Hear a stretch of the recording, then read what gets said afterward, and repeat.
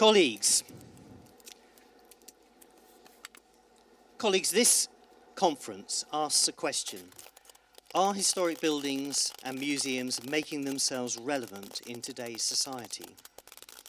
At historic royal palaces, we believe that people find meaning in their own very different ways, and not everyone comes to us to find out about history. They might just come to have a good time, to strengthen relationships, to feel connected to something wider, to search for meaning in uncertain times, or for numerous other reasons that they may not themselves be able to articulate. Our job is to provide the space, the time, and the inspiration to enable them to do this. Relevance, in our terms, is the search for what matters to people in society, in our communities, to our visitors, and in the wider world where we increasingly exist online, in broadcast media, and through outreach.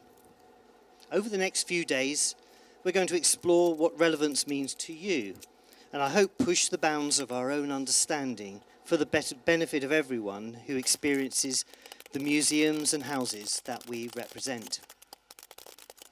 Now I have great pleasure to introduce the Chair of SECA, Mila Chiovato, to say a few words.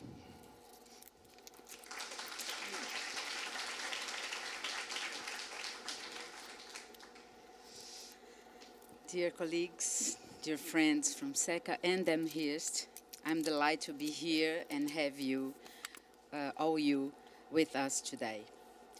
It's always a challenging to organize an annual conference, and even more so when two committees get together to hold a joint conference.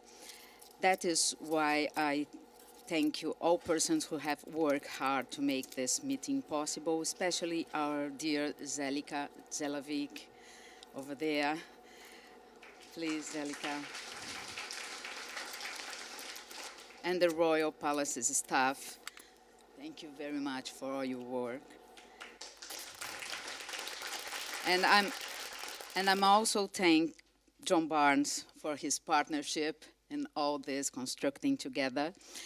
And it's an honor and a pleasure to have the presence of ICON representatives, Peter Kelly and Emma Nader, the former and eternal president of our SECA committee. Thank you very much for being here.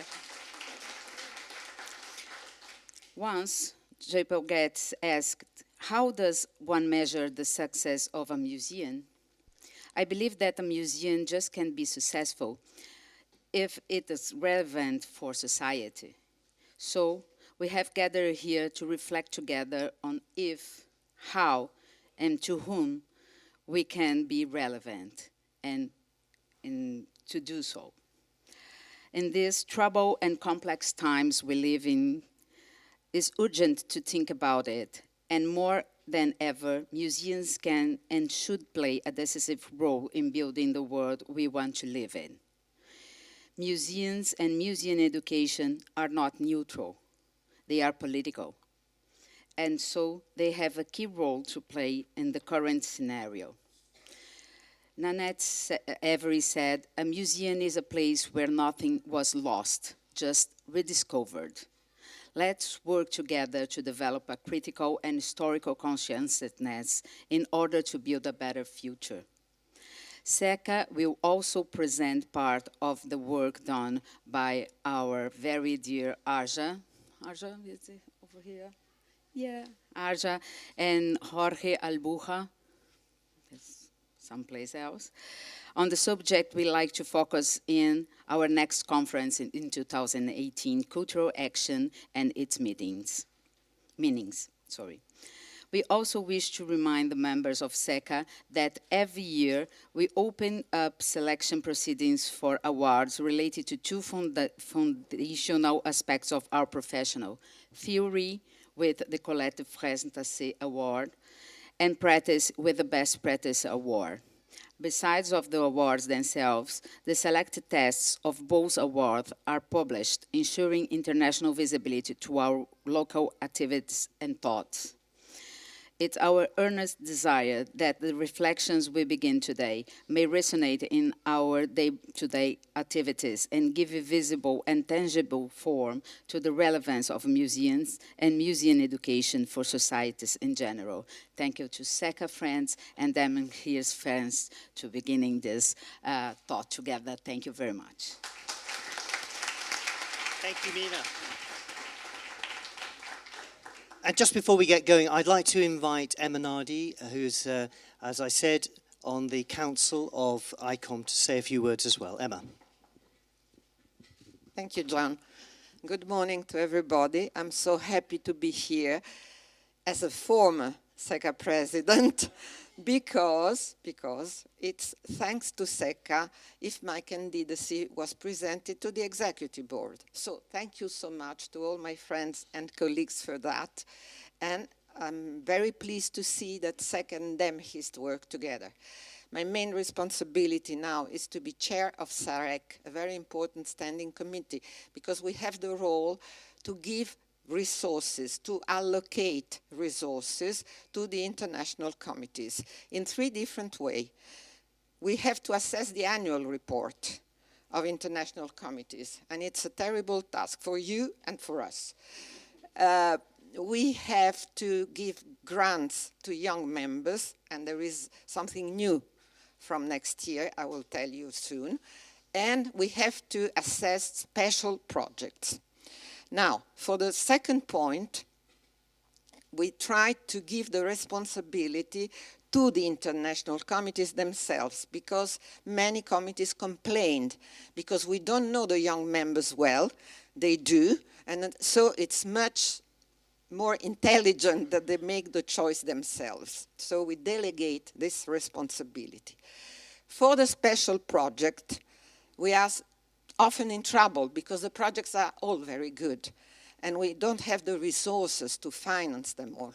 So my suggestion is that you work together, like this conference. It's very important that national and international committees join to work together. And please be very creative. You have to dare to have new ideas, because ICOM needs your intelligence, needs your creativity. And I hope that this year, when we present SAREC work in the General Assembly, you will be satisfied about our efforts. Of course, I'm here to get your suggestions. And any idea you should have about this work, please give it to me. I also would like to meet the 3 young members who got the grant this year. We have a person from Serbia, a person from Lebanon, and a person from Côte d'Ivoire. So please meet me at the coffee break so that I can ask you if you were happy with the form and with the way we ask you information. So have a wonderful conference, and thank you very much.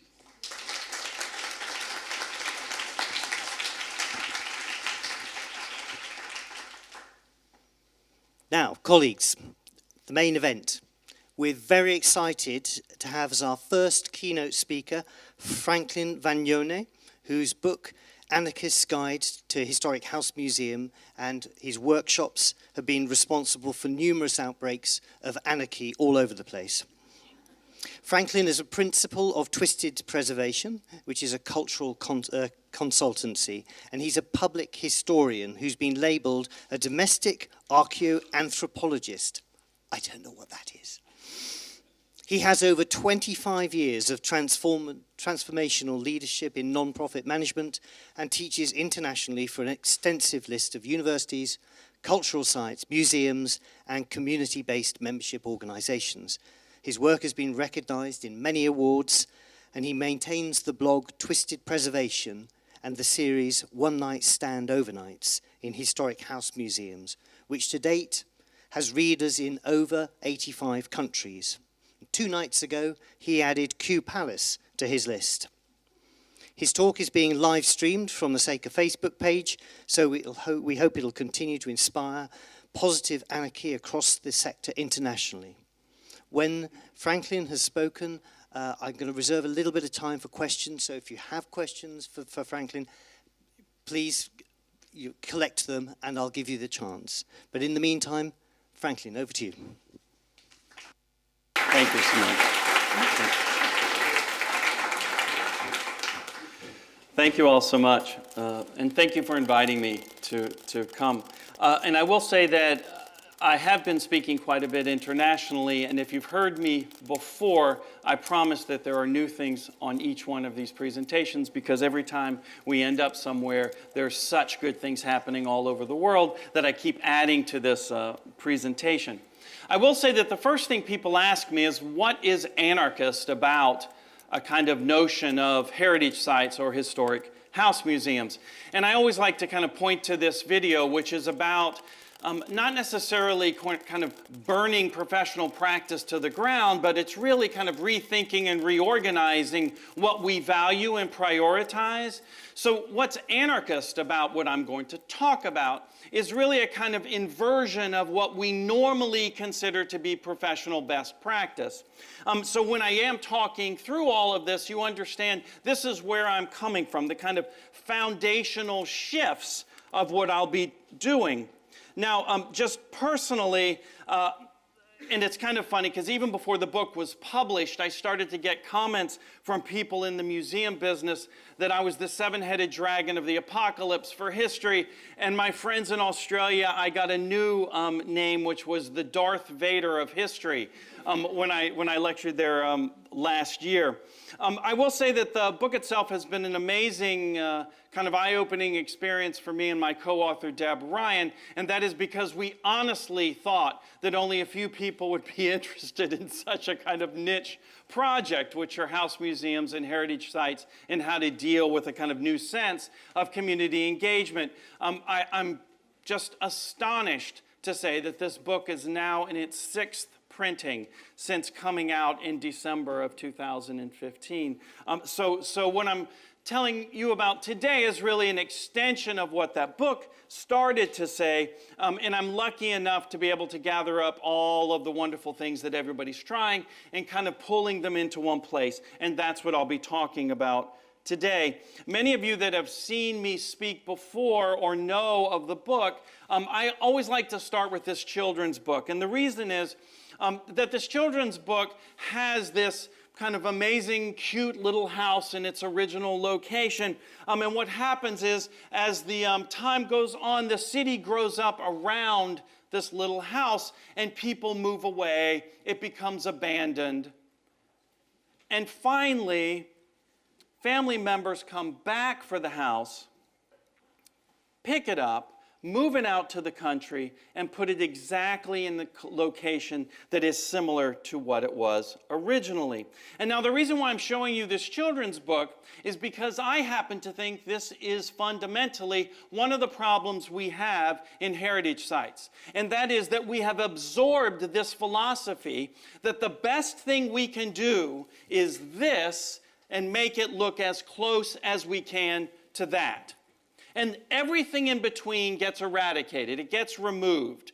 That kind of fuzzy middle ground is not preservation. That it's not the narrative that we're interested in. And many times what I hear is that the public is not capable of understanding the complications of what I'm not showing you on this slide. That is where today's talk lands. In the area that you don't see here. And the area that you don't see in that children's book, when I take out those images, is what? All of us. People, cars, behaviors, experiences, politics, social change, all of the things that you and I deal with every second of every day. Those things, that kind of continuum of an understanding of a heritage site, is the very thing that's missing.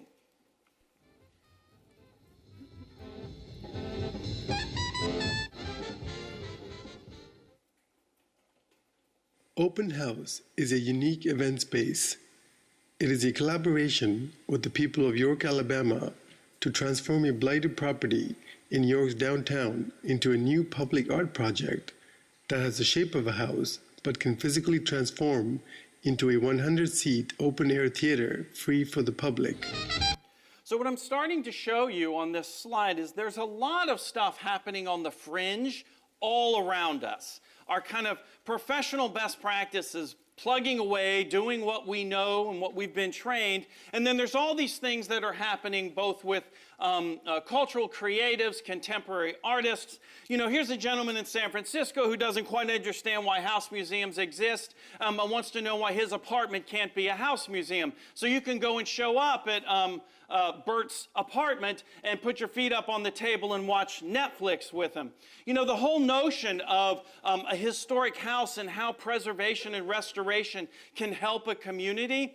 This is in York, Alabama, and instead of a house museum, what they needed was a community space. And so they deconstructed the house and reconstructed it into a community theater. Something else that's really interesting is no longer are cultural organizations being judged in a traditional way for what they do inside their walls. What's happening now is they're being judged for their external behavior. And I'm showing you here a protest against the Guggenheim about its labor practices. And so these are projections on the building. The Guggenheim is not being judged for how well it takes care of its priceless artwork.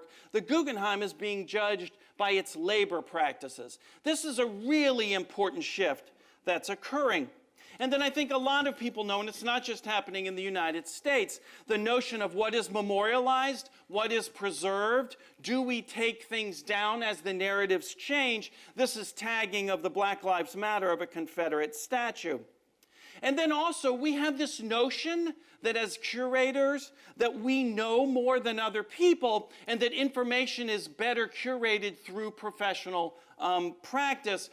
But the truth is that most people are seeing less of a use for us because they can spend $200, get their DNA, and find out their own personal history. And it's by no accident that genealogical societies that used to be the kind of libraries with real books are selling their bricks and mortar locations. They're turning their book libraries over to other institutions, and they're going fully digital.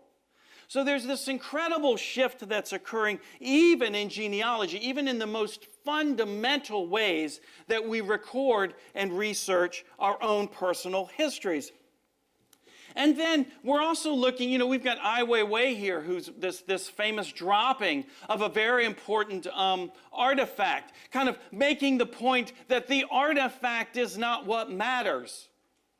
What matters is what's happening today. And the more we spend time on the artifact, the less we are able to pay attention to what's happening today, socially and politically. We know about the Arab Spring and the relationship of social media and the way that that is fuzzing kind of cultural organizations. And we were just in Doha, and this is right outside the Islamic Museum. And here are these crowdsourced posters with people's signatures on them, illuminated at night. So the grounds of cultural institutions are starting to be engaged in a kind of political, social realm. And so you're seeing it all over, even with established groups, like this is the Brownies. I think the Brownies may be international, but it's where you got little tags if you did needlework and cooking and things. Well, these young ladies are getting tags and the stickers for social justice issues, working in homeless shelters. So there's this incredible shift about what organizations are and what our place within the larger context is. Now, I'm talking about these things as fringe elements to our central discussion today, which are heritage site and house museums. I had thousands of photos, and I've been doing it for months and nobody was paying attention.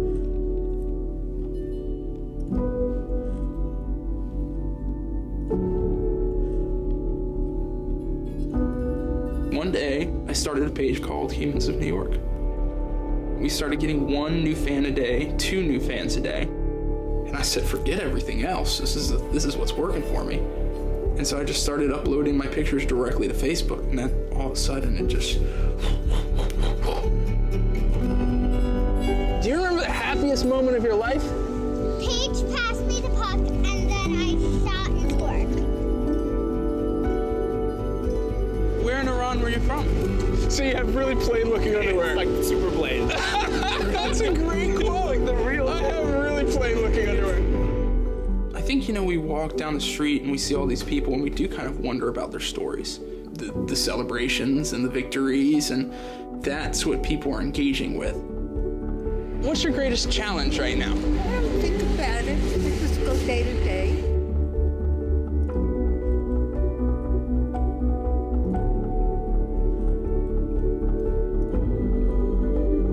What's the hardest part about math? Fractions. Fractions? Yes, I hate fractions. I hate fractions too. So why am I showing you this, right? Because even at the popular cultural level, that you're seeing a shift from the top down to the bottom up. This isn't about some famous leader. This is about me. It's about you. It's about everyone in this room. That the people of New York, and this is kind of all over the world right now, is about the individual lives of normal people. And we like to think about the shift from a kind of higher up leader to, we're talking about the servants, or we're talking about the enslaved in the United States. And one thing that I'm really pushing for right now is that we understand that the real impetus for this kind of reassessment of narrative is coming from things like this. That if we're not engaging people at a kind of social, cultural level that they already are resting in, which is this, that everybody on that video is of a level of importance equal to everyone else. And that's something we really have to kind of take in, because it is a substantive shift in the way we should be judging narratives and the way that we communicate those narratives. Society shares a vision of a cultural shift from our current culture of death denial and body preservation to one of decompiculture, a radical acceptance of death and decomposition. Accepting death means accepting that we are physical beings who are intimately connected to the environment, as the research on environmental toxins confirms. As the saying goes, we came from dust and will return to dust. And once we understand that we're connected to the environment, we see that the survival of our species depends on the survival of the planet. I believe this is the beginning of true environmental responsibility. Thank you. So we're also seeing a shift in death practices. We're seeing a shift in the way we imagine and reimagine our bodies as artifact. Because essentially, as historians, public historians, as collections people, we're taking care of dead things. I don't care if it's the Tower of London, I don't care if it's a dish, I don't care if it's a narrative. They are essentially dead things. And I'm showing you a video down here of one of the archives in New York City where we are taking care of all of our dead things. And something that is really kind of powerful for me is the notion of a green burial. I presented this video of a woman who, her kind of odd suit is called a mushroom suit, and it is about allowing the body to decompose. That the legacy of the person is more important than the body, the artifact.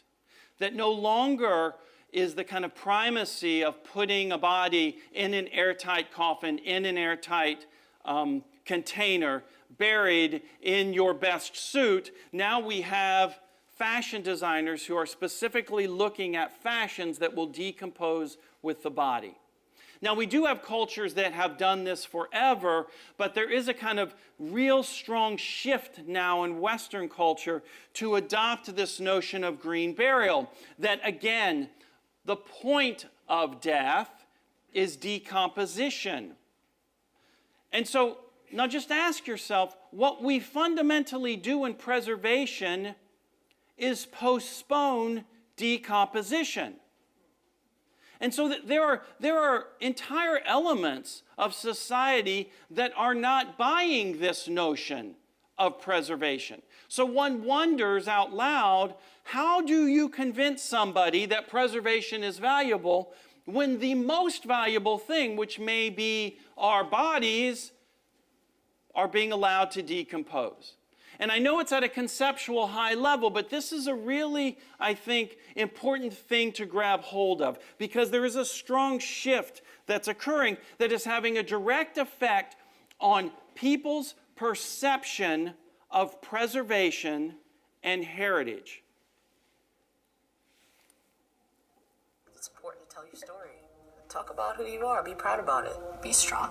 It'll get easier. It always gets easier. And if people don't understand, like, that doesn't have to stop you from being your true, authentic self. And it's totally okay if you don't know your label. It's totally fine if you have no clue what's going on for you. Experiment and find out. So recently, in the United States, interestingly, it's like a third, but in the British version, it was around 49 or 50% of a certain age demographic do not consider themselves fully heterosexual. That there is this notion of fluidity and sexuality, which I have to say is an indicator for a population that is not valuing a set idea or concept. This is also the same group that's we're having a hard time getting as members. Why? Because they don't want to join a group. They don't want to be a part of another kind of defined group. And the reason why I'm showing you this is just like constituents are now willing to stand up and say, you know, I don't consider myself fully heterosexual, I'm somewhere in between. 50 years ago, you wouldn't have this number.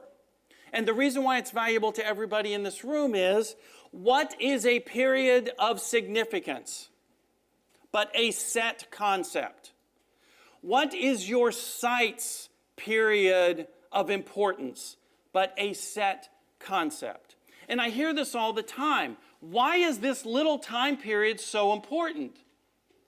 You all have decided that so-and-so lived in this house or in this site for this period, but what about the rest of the world? I want you to think back to the children's book. Everything that was black, everything in between, everything fuzzy in the middle is gone. And what we're seeing now is that culturally, that's where people are living. That's where they are congregating. The very place that we're pushing away.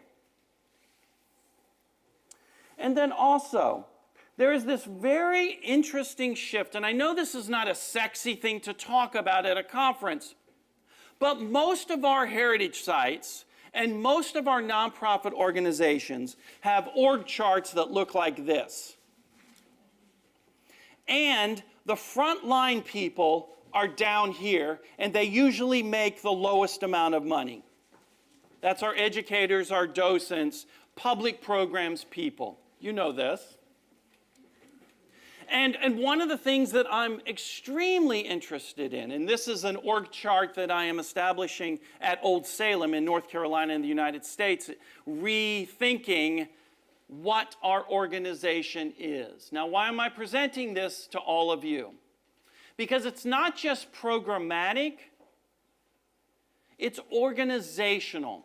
I talked about a kind of millennial view of not wanting that kind of either or, this shift towards the middle. Well, there's also now a very clear shift towards shared authority, participatory budgeting, these sorts of things. Now, these were kind of hard for me to grab hold of. I'm 53 years old. This is not the way I was trained.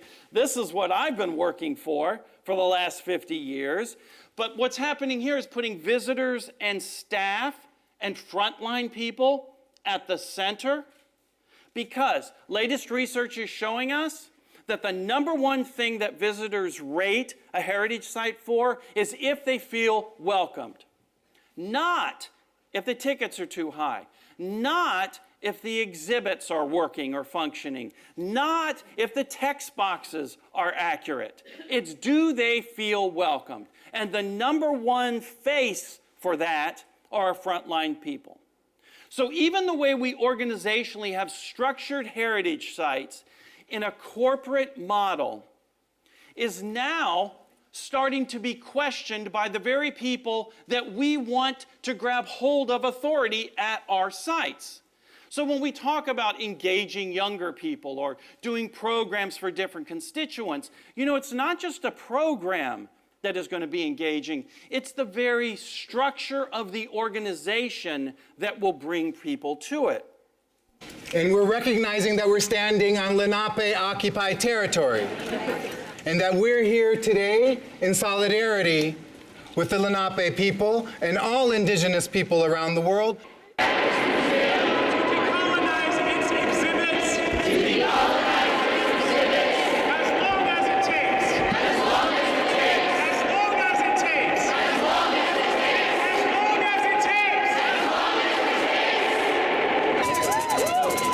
Protest in New York City at the Natural History Museum, and they're questioning why indigenous populations' material culture is in the Natural History Museum and the rest of Western culture is across the park at the Met. And this is not just happening in New York City. We know recently that the British Museum has announced plans to reconsider how the world cultures are contextualized. And we also know that around the world, people are pushing to rethink this notion of what's memorialized. So here we have in South Africa with Cecil Rhodes, and the building in the center is in Mumbai, and that's Rudyard Kipling's birthplace, which probably to most people in this room is an important site to preserve, but in fact it is an element of colonization, and it's not something that the Indians know what to do with. They're still in discussion as to how this is preserved, what it's being used for. And then I think you also know what's happening in the United States right now, which is the removal of Confederate statues, changing of the names of streets with Confederate generals. And then there's also these issues which are, in a way, guerrilla efforts to change a kind of history and a narrative. The previous presidential administration was going to change this dollar bill to Harriet Tubman, and the new presidential administration is pulling back on that. So what's happening now as a form of protest is people are writing Harriet Tubman on the bill itself. And then we can also look in Zimbabwe, where Cecil Rhodes' burial is, and there's just great discussion as to what to do with this. I mean, for a long time, it was a pilgrimage, it was a memorial site, it was a positively sought out heritage site. And now there is a very clear kind of pull away from that. And there are real discussions as to how we can continue to take care of the sites that we do have, and how might those change. And this is Statue Park, where the removal of statues of communists and dictators are moved into one place in Hungary. And this kind of discussion of how do you not lose material culture, but you acknowledge the narrative in context. And this is an entirely new thing that's going on right now, and I think probably the United States is going to be kind of thinking solidly about what to do with all these Confederate statues. Now, there's an important book that I really didn't know about until a little while ago, and that's An Attempt at Exhausting a Place in Paris. The reason why I find it valuable in this discussion is it's essentially a kind of anti-honorific understanding of the world around us. So it's basically this kind of poetry of sitting on a park bench and just describing what you see. Birds, buses, trash, people, numbers of things. The details of things become important, not the broader context of things. And I'm showing you up here something called The Ethics of Dusk at the Victoria and Albert. This is a contemporary artist who takes latex, puts it on the artifacts, and pulls off the dust and grunge. But that's not thrown away. That is hung right next to the artifact as an artifact itself. So the ethics of dusk is pushing the concept that what was trash, what was throwaway, is now equally important to the artifact itself. And so for us, you know, when we're spending all of our time on the things and the buildings and the sites, you know, we need to start thinking that there are people around us that actually consider the grunge of everyday life as worthy of preserving and highlighting within a narrative. And this is one Saturday with my vacuum cleaner in my apartment in New York City. That's all the dust and grunge from my vacuum cleaner in one cleaning. And it gives you an idea of the reality of things that are taking place every day. And I want to take you back to our beginning picture. What's missing in that book but the dust? And then we have contemporary artists who are working with digital 3D technology. And what we're finding is a real questioning of authenticity, a real questioning of originality. Here we have a contemporary artist working with a 3D printer, duplicating statues that were destroyed by ISIS. And I propose that what's really interesting about this process is not that we acknowledge the artifacts are no longer with us, but that there's a computer chip inside of that. So when that gets destroyed, if you have the capability, you can make another one.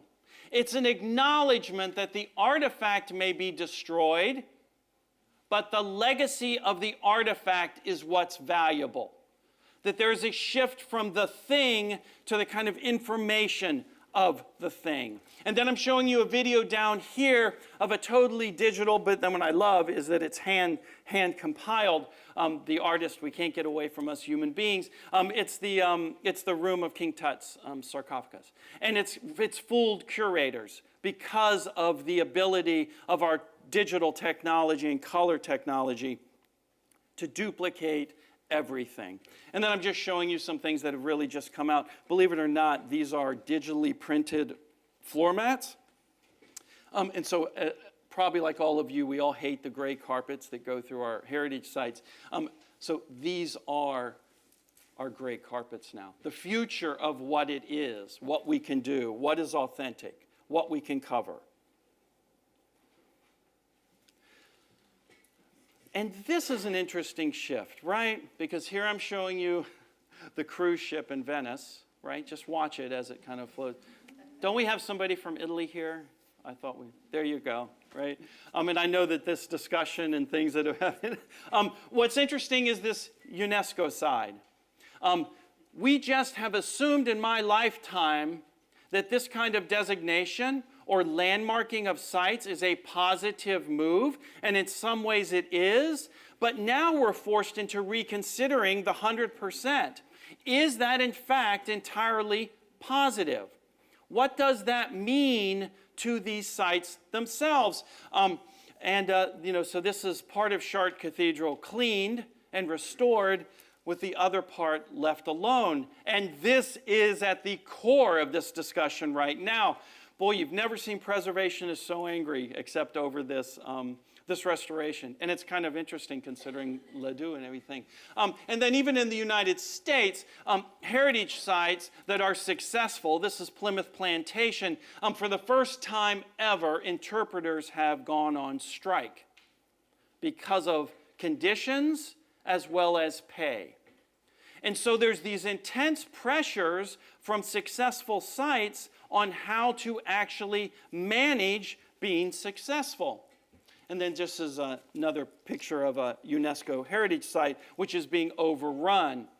These are relatively new conversations that are happening right now, because that I think communication, social media are really making our awareness of heritage so high that it's allowing a lot of people to go to few sites and it's overwhelming them. And this is something that we really have to pay attention to.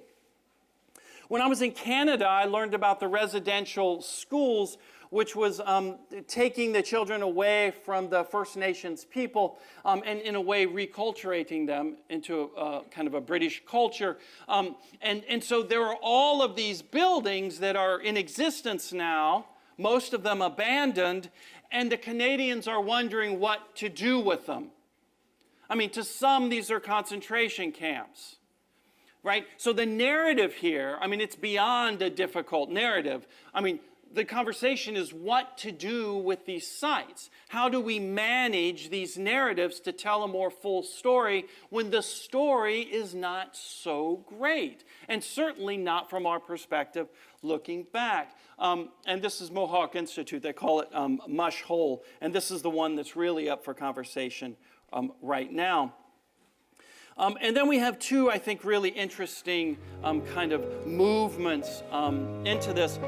One is the World Childhood Museum in Sarajevo, which is interesting because the collections are crowdsourced.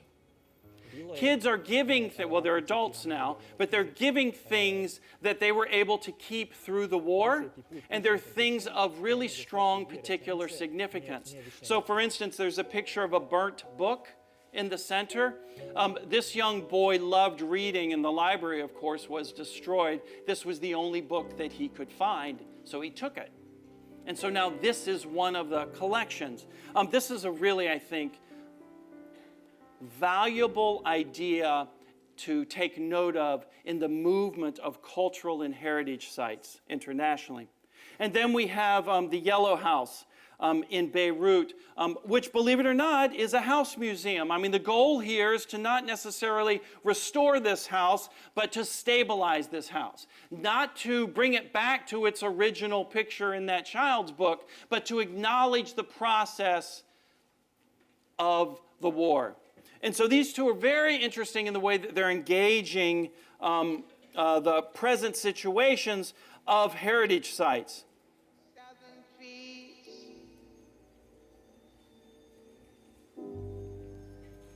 Barren, strange fruit, blood on the leaves. A museum that is just now being kind of created is the Museum of Lynchings and Mass Incarcerations. And I think many of you probably understand in the United States that during the Jim Crow era, lynchings of African American, I would say was common, but it was certainly prevalent throughout a good portion of the United States. And this museum, again, think back to the Childhood Museum.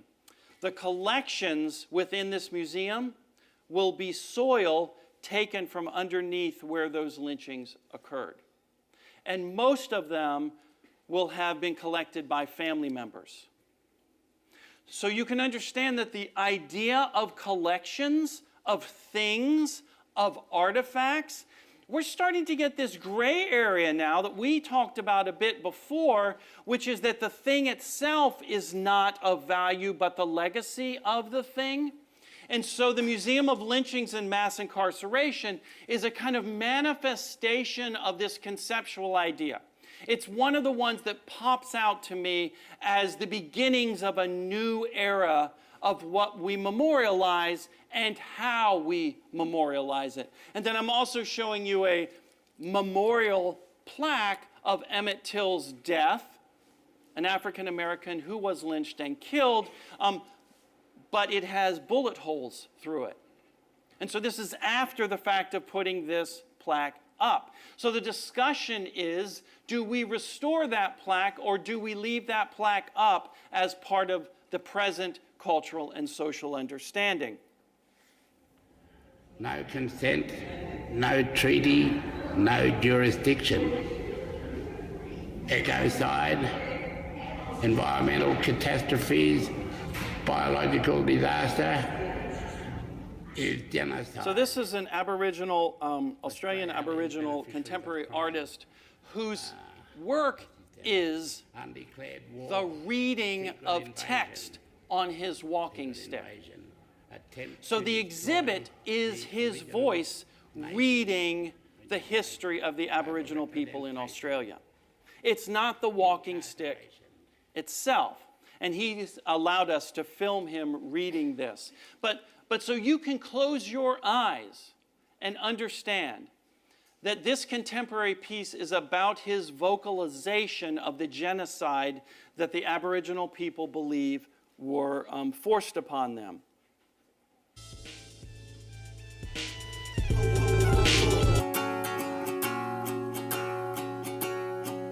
City of Asylum began in 2004 to provide sanctuary to writers exiled under threat of persecution. Writers in exile have come from countries ranging from China, El Salvador, Burma, Venezuela, and we've had visiting writers now from 42 different countries. The first house that we developed was the house of Wang Shan, our poet from China, and he wrote an anthology of his poems on the face of the house. So this is really fascinating. This is the City of Asylum. It's a historic district in Pittsburgh in the United States that for asylum seekers, they actually have dwelling places for them. And not only that, but the nonprofit allows the asylum seekers, who write poems and authors, to write their narration on the buildings themselves. And so what you see is this kind of pulling of history, cleaving it to contemporary social justice issues. And so the City of Asylum is really spearheading this push on the use of heritage sites to dialogue in what's happening today on the front page of the paper. And this is a really fascinating story for me. The Museum of Broken Relationships, which started out as a pop-up museum in Croatia, but so valuable is that it became a bricks and mortar museum, and Los Angeles just opened their bricks and mortar museum of the Museum of Broken Relationships. And basically, again, crowd-sourced collections. So this is a wedding dress that's been crammed into a mason jar. This is a pair of underwear that the only text box with it says one size too small. And so all of these things and the text boxes are presented by the people themselves, that the collection is brought to them. Now, an interesting thing here is that this is not just about presenting the collection. The Museum of Broken Relationships is actually becoming a kind of social connector for people actually going through breakups. That the museums are finding the need for counselors because people are bringing objects when they're in a state of distress. Really incredibly valuable thing for us to pay attention to. Because as museum professionals, we tend to be distanced from what we do. It tends to be somewhat removed. Well, here we have a new museum with its collection so tied to the raw current today that they're starting to see counselors for their visitors. This is a really kind of amazing shift that's happening. And then I think, in particular, with the shift, and it doesn't matter which side politically everyone is in it, in the United States, it's certainly with the recent presidential election, that there is a movement towards museums resist, and that is the notion that museums are not neutral. And so for so long we've been told that museums are neutral, that in fact our goal is to present both sides of the story. And what we're starting to see is that museums are starting to present both sides of the story, except doing it in a way that makes it really clear that museums have never been neutral. They've always incorporated bias, either what they collected, contextually how they related those artifacts, and so now it's just becoming more obvious and more clear. This is at the Whitney Museum after President Trump was elected. This particular piece of artwork was flipped upside down. And this is a museum professional standing out in front of a museum in the United States. And then I think many of you may know about the NFL controversy about the player who is kneeling to the national anthem. And museums are now starting to, on social media, put images of artifacts that they have of people and things that are kneeling. And then there are established museums, the House of Terror in Hungary, and this is a really interesting one, the World War II Museum in Poland, which was all set to open, and there was an administration change, and they pulled back from opening it because they want to reinterpret the narrative. And so all of these things start to convey to us the kind of bias that our very field involves. And whether or not we engage in that, whether or not we acknowledge that, that's really the conversation. So when we talk about relevancy, you have to ask yourself, well, how relevant do you want to be? How much of the giant do you want to poke? And we just came back from Indonesia, and what's interesting from my perspective is in Indonesia, in that area, that the kind of shadow puppets and the puppetry tradition as a kind of intangible history is now being used to convince children to not go to the abandoned landmines. So they're using intangible history, things that we would talk about in our museums, except they're using it in real life and death circumstances. That it's not just about learning about puppetry historically, that notion of puppetry is being used with a present contemporary issue. And then we have two here that I've got side by side, and what's important is neither one of these house museums is telling the truth. They're both lying. And they both are world destinations for house museum and history buffs. Now, why is that? Ask yourself. Why is it that if I have time, I'm going to go see the Dennis Sievers house when we're in London? Or if I go to Istanbul, that is definitely going to be one of the places I go. What about this lying appeals to a public history person, right? We're the ones that are supposed to be the ones maintaining authenticity, maintaining information. What about these is so appealing? And I believe we have to pay attention to them. Maybe not as the same thing that we're doing, but we certainly have to learn. And then, of course, we're sitting in one of the most recent spectacular contemporary art exhibitions that's taken place in a historic site. But I'm just showing you a few of them. This one is in Australia. And these others are things that I've been involved with, and this one is in Belgium. It's a fairly typical thing now to involve contemporary art in either subversive or surface level reintroductions of narratives for history sites. Again, I push everyone farther. I don't believe it's good enough for us to just do contemporary art embedded into our spaces. This is a project I worked on in New York City. These are states whose relative scale equals the number of slaves that the population within the states right before the Civil War. And interestingly, the ratio remains the same today for mass incarcerated in the United States. And this house, its period of interpretation is right before the Civil War. So you can see how we're dealing with social justice issues at the same time we're dealing with the historic house as a kind of artifact. I'm here to ask for your support to design and build a portable historical society that can navigate the bustling urban environment of today's Soho while showing a glimpse of its past.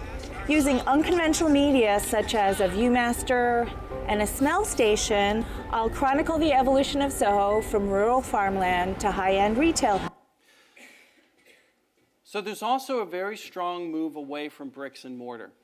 I would imagine that almost all of us, although I think we have a pop-up museum person in here, that the movement is now towards not starting your museum as bricks and mortar, but doing it as a pop-up museum. That in fact, this is the history truck in Philadelphia, award-winning history truck that is doing exhibits and oral histories, but not asking people to come to the museum, actually buying an old ice cream truck and driving out to the neighborhoods and taking oral histories and producing exhibits and bringing them out to the neighborhood. And then I'm showing you the Soho Memory Project, which has a handful of these mobile pop-up museums that they're bringing right into Gucci, right into Prada, that they're going where the people are, and they're still conveying information, but the methodology of communication is different.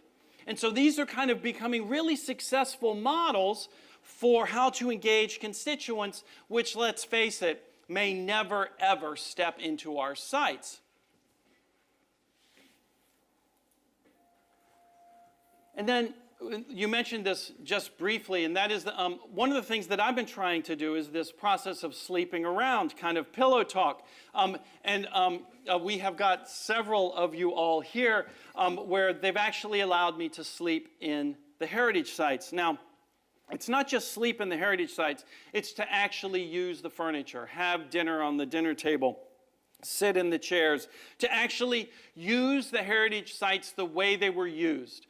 I am someone who does not believe that house museums are museums. I believe they are houses, and that we should experience them as houses. We should allow our visitors to experience them as houses. So frustrated that people weren't listening to me that I contacted my friends and said, can I come and sleep in your house museum? And it's kind of ballooned. And in fact, yes, I did just sleep at Kew Palace up into the servants' attic. Really fascinating, and I'll be writing that blog when I get back to the United States.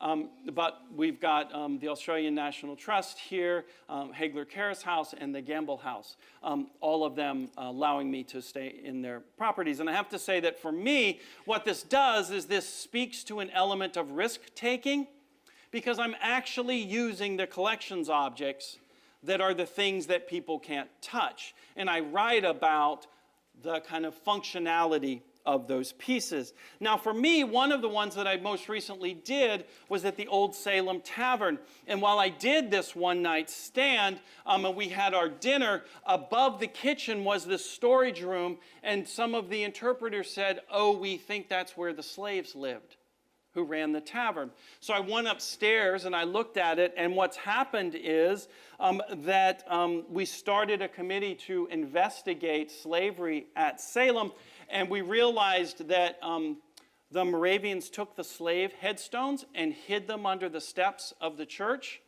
And so we formed a new program called Hidden Town, where we're now investigating photographic evidence to find that there were actually slave dwellings throughout the entire historic district. And this is not something that was interpreted. And if I hadn't done the Sleeping Around project, I wouldn't have known that this was a narrative of value. And in fact, here's the historic district, and everything you see in red is where there was a slave dwelling. And so we're moving towards interpreting those slave dwellings. And I must say that the first thing I did when I went to Old Salem was I took that room, stabilized it, and it's now a room of reflection and dialogue where we have social justice discussions in the very room that was a storage room around 6 months ago. And the reason why this is important, I think, for this discussion is these changes don't take a lot of money. What they take is a philosophic shift. They take a kind of embracing of risk, of doing something differently to engage a narrative that's not being discussed. And so when we get back on the other side of this discussion, and I want to kind of fill in all of those parts to what that children's book was missing, you know, all we have to do is just understand that the world around us is deeply engaged in all of these issues. Why aren't we? And so, you know, when I look at this video and I realize this is the radioactive material going across the Pacific after the tsunami, you know, the world is not contained. We can't contain our work in a period of significance, nor can we contain our work within the boundaries of our historic site. And the complexity of narratives, even though we're told the population that visits us can't handle it, I would argue we're being told incorrectly. In fact, the depth of narrative is what people want. They don't want it simplified. And so my hope is that this talk, this discussion, starts to present not only the notion of, yes, contemporary projects in historic sites, expanding your narratives into constituents that don't normally come to your site, but go deeper. Rethink the organization. Think about the diversity of the staff. Think about people who are at the table to discuss the very things that we're going to be discussing for the next several days. Because diversity in conversation will naturally evolve into diversity of programming and organization, but we have to start somewhere.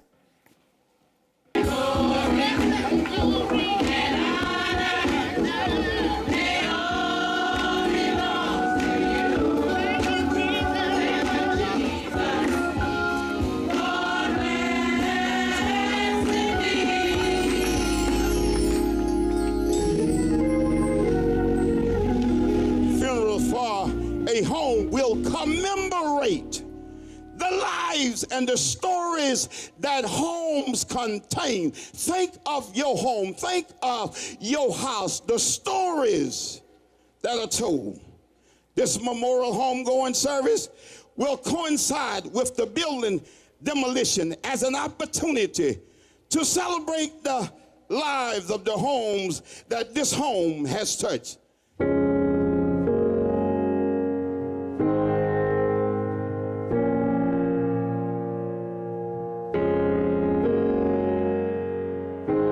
Try to think about it as if this is the last year of this home's life. And so this is an opportunity to commemorate the stories and the families that lived in that home, and to give it a proper memorial service. We are here to remember the past. We are here to reflect on the present. We are here to look for the future.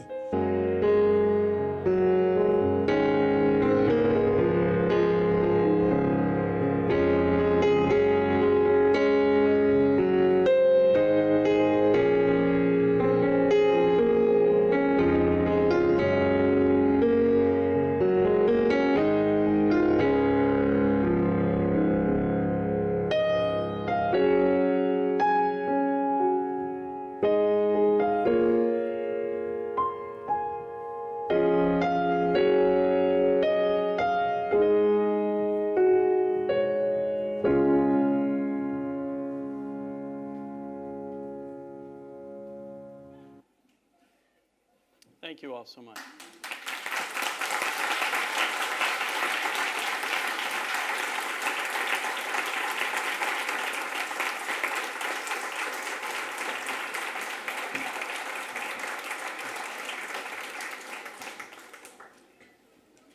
Franklin, wow, that was an extraordinary start for our 3 days here. If that is not food for thought, I really don't know what is. Now, I'm not going to do this justice. We have about 10 minutes. I picked up just one or two things from that, but I just want to play them back. Thoughts that you had, which were, while we keep plugging away, people are starting to create narratives for themselves. And that not everybody is buying that idea of preservation while they do it.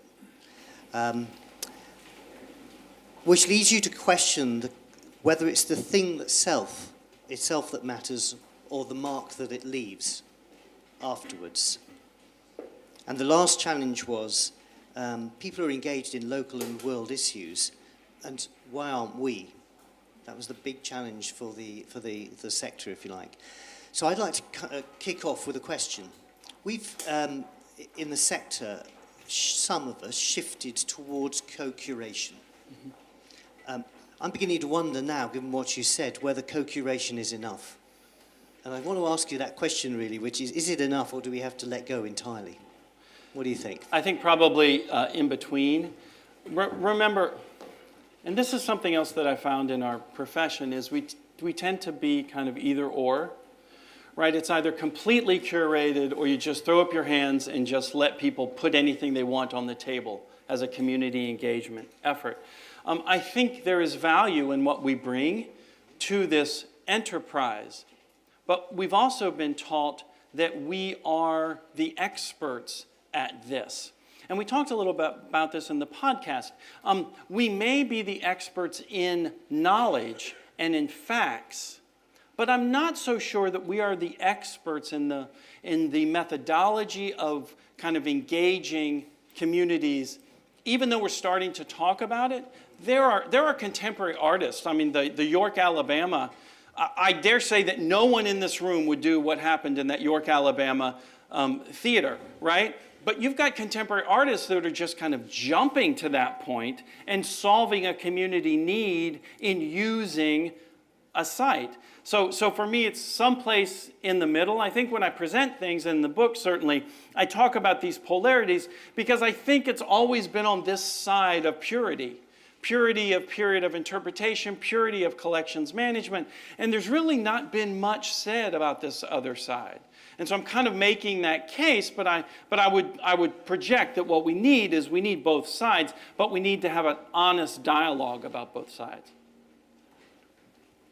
Yeah, and there's a challenge in itself. Yeah.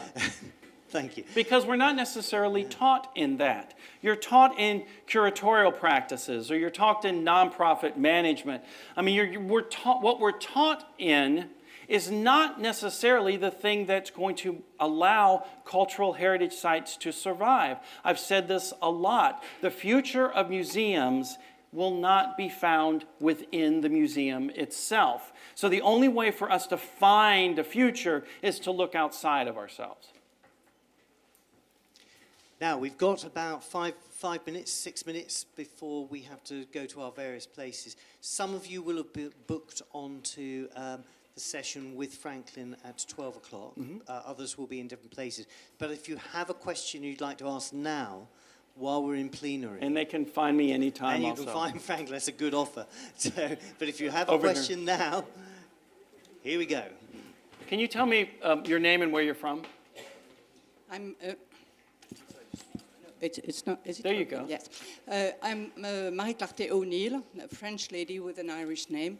And welcome. And so I come from France.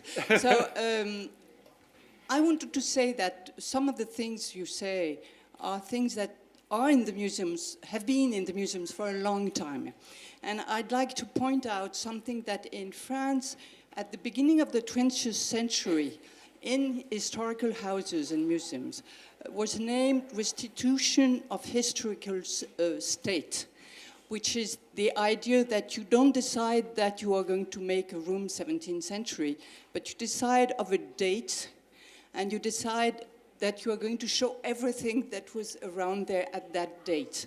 And I think that part of what you said comes from there. Our date now is, you know, subways and people and whatever. And so I think it's just a long tradition of things. Mm-hmm. And what you tend to do is push on the social side. But I think that before, in the tradition of historic houses, we had that. That's my first remark. And then the second one is the fact that you tend to oppose objects and stories. And we feel like people in museums that the best stories, the more imaginative stories are usually, you know, embedded in objects. And I was struck by your example of the Aborigines artist, because I'm sure that if we had only a voice, it will not be as, you know, strong as that. So I wouldn't, you know, kind of push things too far. So it's not question, it's just kind of first reactions. Thank you. And I will say that she gets a gold star because what did we just talk about? Finding a middle ground between the two. And what I find is that most people are not in that middle space when it comes to either objects or preservation. But thank you for your comment. Terrific. Other questions? Yeah.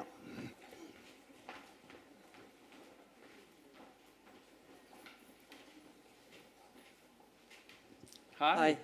Angela Manders, or Angela Manders, from the Netherlands. Hello. What I was questioning, you talked about stabilization. Like preservation, and you want to stabilize the moment it's now.